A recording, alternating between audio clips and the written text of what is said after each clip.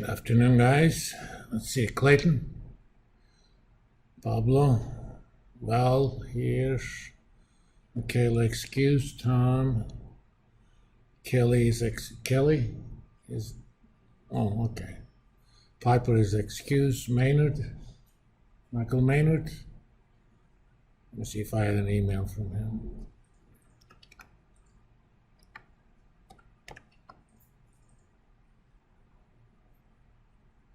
No.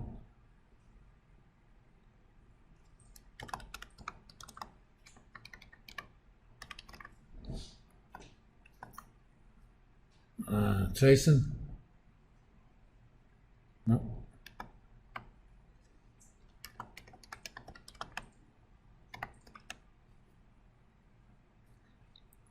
Peaks here and Rosie's here. All right. Last time we briefly talked about different forms of financing, but regardless of, angel investors, what you want to call venture capital or private equity, almost all of the financing from these investors involve equity in some form or another, either direct equity purchase, I'm going to give you this much money, I'll get 10% of the company, or sometimes even a loan is in terms of convertible loans,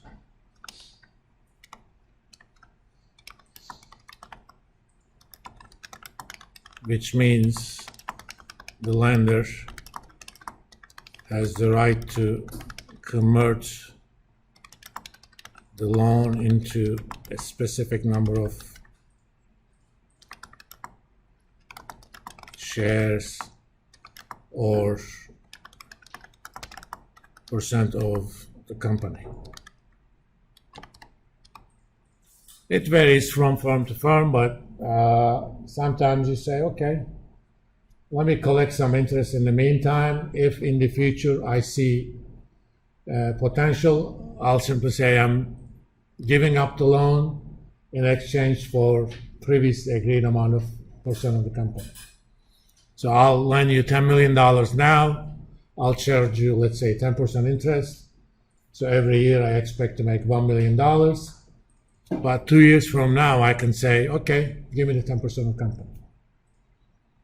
But either way, it's kind of participation in the upside.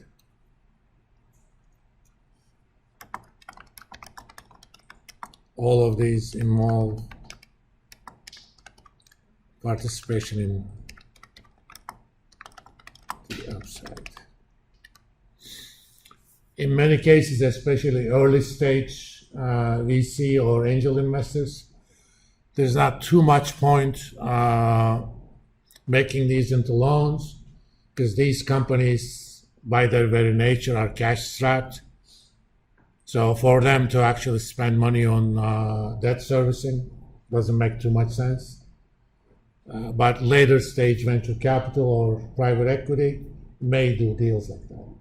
Once the firm has kind of have shown that they have potential, earning potential, they may choose deals like that. What's common in all of these investments is a need to attach a value to the company.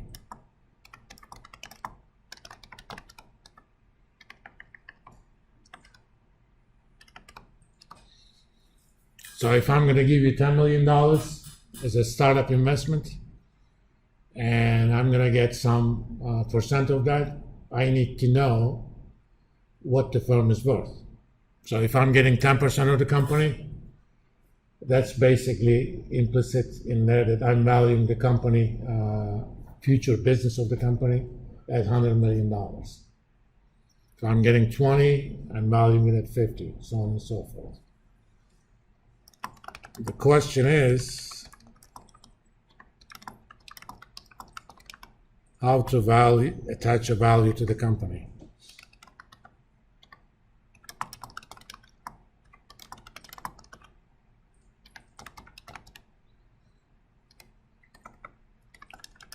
There are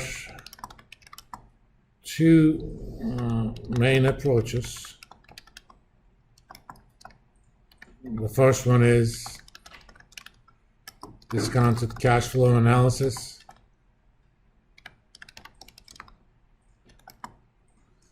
Which involves forecasting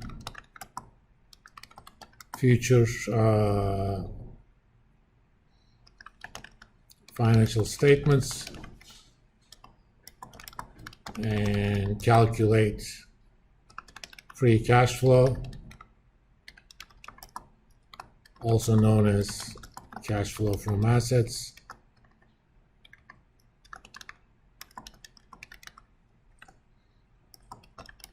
And apply a discount rate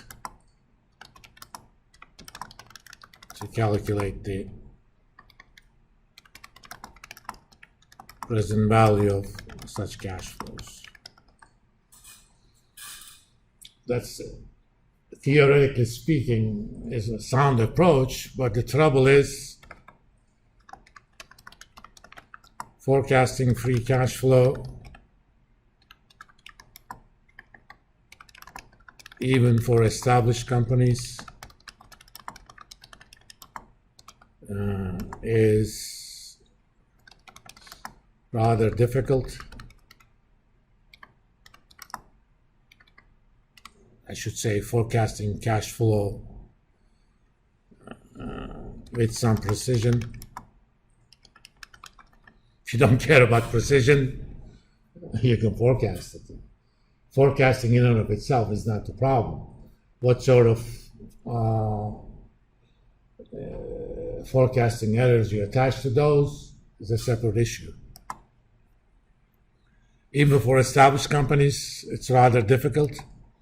For example, for many corporations, analysts make predictions about earnings, right? You know, as an example, let's see.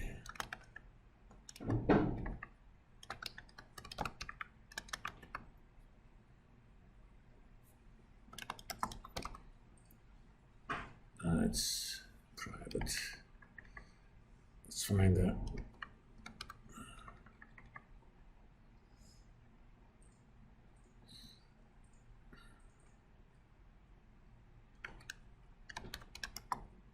Public major league companies.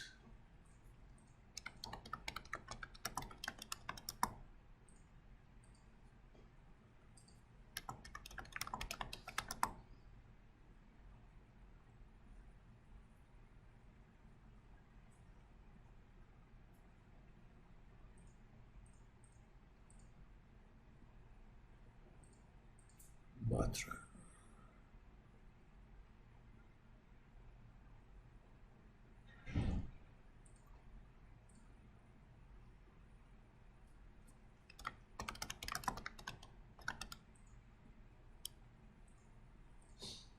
Okay. Under the analysis tab, let's see.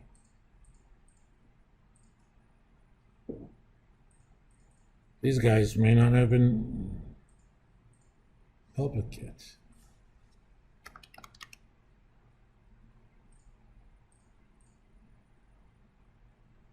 Okay. Well, there is only one analyst making predictions for this firm. They're estimating 32 cents per share. You're Maynard, right? Yes, sir.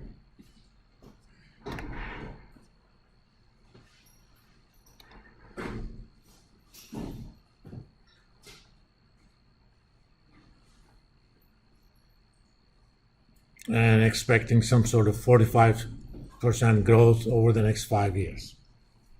All right. Do you see anywhere in financial market financial analysts making predictions about free cash flow? No.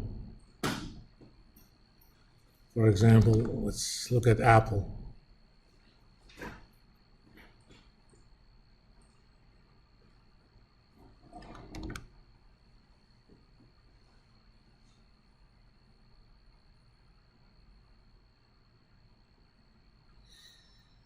We have earnings estimates. In this case, quite a bit of analysts are making forecasts, revenue estimates, growth estimates, but nobody's actually making free cash flow forecasts. Even though theoretically speaking, that's the best way to valuation, if you don't have forecasts of what's going to happen in the future, it's pretty much a moot point. So we need to work with something that involves commonly forecasting quantities. Second approach has to do with valuation using price multiples. You guys know what I mean when I say price multiples? Anyone, finance majors? And I understand non-finance majors may not have information on that.